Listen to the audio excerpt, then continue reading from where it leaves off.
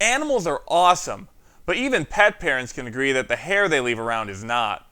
I'm sure if your furry friends had opposable thumbs, they'd grab a drill brush and clean up after themselves. But until that happens, you'll have to do it yourself. Luckily, Drillbrush can remove fur from even the most troublesome surfaces. Before we begin, it's important to note that we are not using cleaning solutions when picking up pet hair. The solution will only make your job much harder. Just use a fresh, dry drill brush. Holding an original on its side, simply set your drill to a low speed and move against a rotation to lift pet hair off the surface. Pet hair can tangle up the brush in your vacuum cleaner, and freeing it from its fuzzy prison is a chore.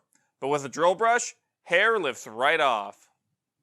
Pets are part of the family, and with Drillbrush, you can make sure your home is nice and tidy for everyone, whether they have 2 legs or 4. Hi, I'm John from Drillbrush, and I hope you enjoyed this tutorial. This video is a part of our tips and tricks series for our Drillbrush demo page. If you want to see all the videos in this series, we have a link to the page in the description below. And all the videos will be in a playlist here. Thank you for watching, and happy scrubbing!